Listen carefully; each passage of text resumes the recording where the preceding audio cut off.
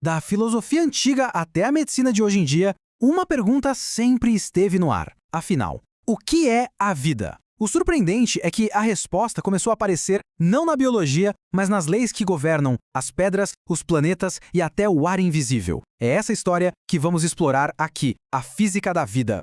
Bom, tudo começa com um problema bem fundamental. Um quebra-cabeça que intrigou os pensadores por séculos.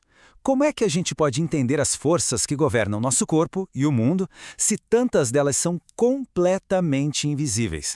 Então, a nossa jornada aqui é justamente essa: traçar o caminho que mudou completamente a nossa visão de mundo. A gente saiu de um lugar que era regido por mistérios, por forças ocultas, para chegar num universo onde as leis da física se aplicam até mesmo à própria vida. Para começar, a gente precisa voltar bastante no tempo, lá para as raízes filosóficas da ciência. Porque, veja bem, antes de poder medir o mundo, o primeiro grande passo foi questionar se aquilo que a gente percebe é, de fato, a realidade. Platão, por exemplo, ele dizia que os nossos sentidos nos enganam. Para ele, o que a gente vê e toca era só uma sombra de uma verdade muito mais profunda, uma verdade imutável. Essa desconfiança toda foi o que plantou a sementinha para uma busca por leis universais, por algo que estivesse além das aparências. E essa busca, nossa, ela atravessou a história. Para Heráclito, a realidade era um fluxo, sabe? Um rio em que não se entra duas vezes. Já Parmênides defendia o oposto, que toda mudança é uma ilusão. Aí veio Aristóteles tentando juntar as duas coisas. Séculos depois, Newton descreveu um universo mecânico, com leis matemáticas fixas. E então, Einstein chegou e virou tudo de cabeça para baixo, mostrando que até tempo e espaço são relativos. Mas a grande pergunta, de lá de Heráclito até Einstein, era a mesma. E que é que não muda por trás de um mundo que muda o tempo todo? A primeira grande virada de chave, o primeiro rompimento com o pensamento antigo, veio de um problema que parece simples. O que mantém uma pedra se movendo depois que ela sai da mão de quem a jogou? Olha, por quase 2000 anos, a resposta de Aristóteles foi a que valeu. Ele dizia que a natureza tem horror ao vácuo. Então o que acontecia? O ar deslocado pela frente da pedra dava a volta e corria para trás dela para empurrá-la só para evitar que um vácuo se formasse ali. O motor do movimento era uma força de fora, o próprio ar.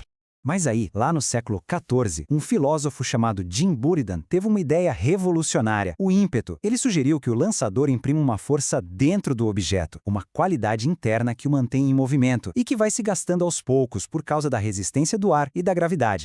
Essa comparação aqui é fundamental. Aristóteles via a causa do movimento como algo externo. Buridan colocou a causa para dentro do objeto.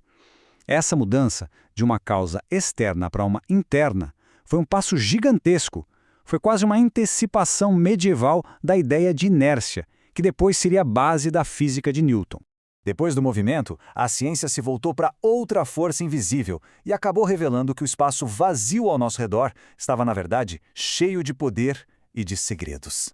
O século XVII foi uma verdadeira revolução. Em poucas décadas, como a gente vê aqui na linha do tempo, passamos de identificar o que era um gás para inventar o barômetro, provar que o vácuo existia e, finalmente, fazer a conexão direta e inegável entre o ar e a vida. O momento-chave foi o experimento de Evangelista Torricelli. Ele inverteu um tubo cheio de mercúrio numa bacia e viu que a coluna do líquido descia, mas parava ali, por volta de 76 centímetros, deixando um espaço vazio no topo. A conclusão dele foi genial. Não era a natureza odiando o vácuo, mas sim o peso de toda a atmosfera pressionando o mercúrio na bacia que segurava a coluna. O ar tinha peso. E o mais legal é ver como essa descoberta de séculos atrás faz parte do nosso dia a dia. Sabe o galão de água do bebedouro? A razão pela qual a água não cai toda de uma vez é a mesma do experimento do Torricelli. A pressão do ar do lado de fora é maior do que a pressão lá dentro e por isso segura a água no lugar. E aí Robert Boyle foi ainda mais longe. Com a sua bomba de ar, ele mostrou que se tirasse o ar de dentro de um recipiente, uma chama se apagava e um animal morria. A conexão se tornou inegável. O ar, essa coisa física com peso e pressão, era essencial tanto para a combustão quanto para a própria vida. Com a física do mundo exterior sendo decifrada, era só uma questão de tempo até os cientistas voltarem a olhar para o maior mistério de todos, o corpo humano. E se ele também obedecesse essas mesmas leis da mecânica? E a figura central nessa revolução foi Giovanni Alfonso Borelli. Ele foi o pioneiro em tratar o corpo não como um lugar cheio de forças místicas, mas sim como uma máquina elegante, governada pelas leis da física. O que o Borelli fez foi analisar sistematicamente o nosso caminhar, o funcionamento dos músculos como se fossem alavancas, o equilíbrio, até a respiração, tudo pela ótica da mecânica. Ele calculou forças, achou o centro de gravidade e, com isso, jogou fora as ideias antigas de espíritos vitais. Ele basicamente fundou o que a gente hoje chama de biomecânica. Essa frase resume perfeitamente o legado dele. Ao transformar o movimento do corpo em algo que podia ser medido, calculado, Borelli abriu um caminho que leva direto à fisioterapia, à medicina esportiva que conhecemos hoje. E essa visão mecânica não parou nos ossos e músculos. Outros cientistas, como Richard Lauer, fizeram observações importantíssimas, como a mudança de cor do sangue quando ele passa pelos pulmões. Ele percebeu que o sangue venoso, mais escuro, ficava vermelho vivo depois do contato com o ar.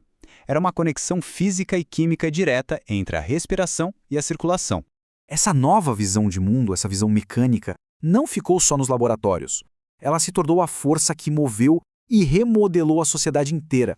A Revolução Industrial não aconteceu do nada. Ela foi empurrada por necessidades bem concretas. Tirar água de minas de carvão, acelerar a produção nas fábricas. Para resolver isso, era preciso controlar o vapor. E para controlar o vapor, era preciso entender as leis da pressão, da temperatura e do volume. A termodinâmica, gente, não nasceu como uma teoria abstrata, mas como uma necessidade prática da vida real.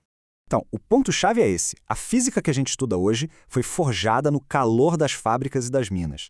As grandes questões científicas da época eram, na verdade, problemas de engenharia, problemas da produção industrial. O sucesso gigantesco das máquinas a vapor, dos teares mecânicos, acabou reforçando uma ideia que já vinha lá do Borelli. Poxa, se máquinas tão complexas podiam ser entendidas em termos de forças, fluxos, eficiência, por que não o corpo humano? A metáfora do corpo como uma máquina virou a lente principal para se enxergar a biologia. Isso tudo nos deixa com uma pergunta final, para a gente refletir. Ver o corpo como uma máquina nos deu ferramentas incrivelmente poderosas para curar, para entender a vida. Mas será que essa metáfora revela toda a verdade sobre o que somos? Ou será que, ao focar tanto na mecânica, a gente corre o risco de esquecer outras dimensões da existência humana? Essa é uma questão que, bom, continue em aberto.